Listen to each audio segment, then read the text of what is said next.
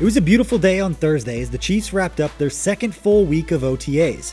And has been the case for the past couple of weeks, these guys were once again getting after it with the energy turned up all the way to 11.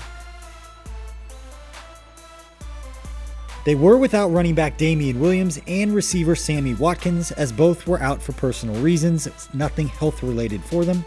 And then Travis Kelce and Cam Irving still remain sidelined after their offseason surgeries.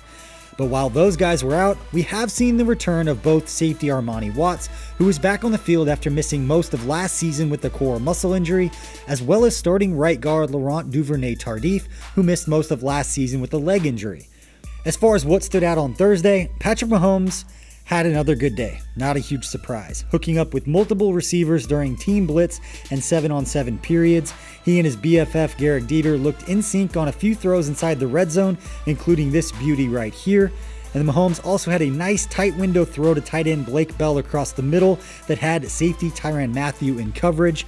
Now, we didn't get shots of all of the top plays, but we did see Chad Henne and rookie Mecole Hardman have a nice hookup deep down the field for a touchdown on a corner route. And then later in practice, Breeland Speaks, the second-year defensive lineman, blew up a screen pass on what would have been a tackle for loss on a nice play. And then second-year linebacker Ray Davison had the day's only interception. Perhaps the best of the day was from Chase Litton to rookie tight end and converted college quarterback out of Princeton, John Lovett. They had a nice hookup across the middle in which Lovett had to dive with multiple defensive backs in the area. Now, I had a chance after practice to catch up with Chiefs offensive coordinator Eric Bieniemy to find out what he's seen from the guys over the past couple of weeks, and in particular, two of the intriguing second-year guys with big opportunities for themselves heading into training camp. What have you seen from this group? What do you like about what you've seen through 2 weeks of OTAs here? You know what I'm saying? I've seen a lot of energy, and I've seen a lot of competition. These guys are flying around, and like I told them, don't be afraid to make a mistake. It's okay to make a mistake. It's not okay to make the same mistake twice. And one thing we always discuss, let's make sure that we control our effort. It requires no God-given ability to work with second effort. So these guys are flying around, they're getting the effort in, and you know what? You can see the details starting to show up each and every day. I got to ask, because one of the things that stood out at rookie minicamp was the new defensive coaching staff. Everybody was talking about those guys are getting after it, and there's a lot of chirping. It's just like that side of the ball is coming after it a little bit. Oh, yeah. Some of these guys I've known for a long time. In fact, me and Brendan Daly coached together once upon a time in Minnesota.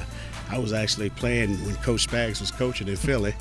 But, I mean, it's a great staff. You got great people, great coaches, very energized, and you know what? They get after it on the inside of the ball.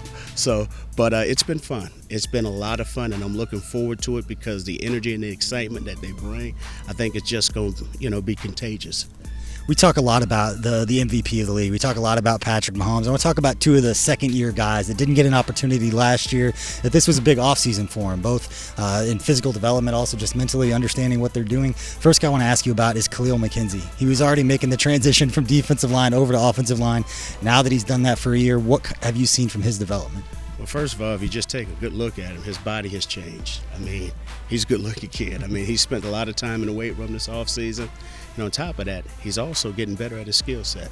He understood that he was obviously coming in to learn how to play a position. Right now, he's taking the necessary steps forward to help himself to find a role on our team. Besides McKenzie, the other player to keep an eye on is former K-State standout Byron Pringle, who Chiefs assistant head coach and special teams coordinator Dave Tobe spoke about after today's practice. At the end of last, right before we started, he got hurt, but that whole game, I mean, that preseason, he was having an outstanding game, when he got hurt and leading up to that point. So, we were really high on him last year, and he's really taken it.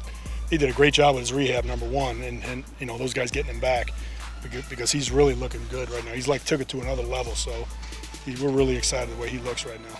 And Bieniemy spoke about Pringle too. This kid here, I mean, he had some promise last year. And obviously with him doing the things that he's done, I mean, kid's doing good so far. Nobody's got to tell me to keep an eye on the K-Stater, and anybody watching this probably already knows that, but at that position, just how important is this, knowing that guys like Sammy was out for personal reasons today? It gives reps to guys with the first team. I saw Pringle out there getting some reps. Just how important are those for these guys, like you said, who've been in the system, they know what they're doing, now go out and show that you can do it quickly. Exactly, and they understand. These guys have been around for a while. when those guys are not around, hey, you know what? Make the very most of the opportunity. So Pringle has stepped up. He's getting a number of reps, and he's showing what he can do. And that's important because, first of all, it shows that he's paying attention in the classroom. All right, on top of that, he's taking instruction in the individual periods with Coach Greg Lewis and Joe Blameyer, and then it's coming out and it's showing in the team drills. The Chiefs wrap up OTAs next week, and then will hold their mandatory minicamp for 3 days before breaking until training camp.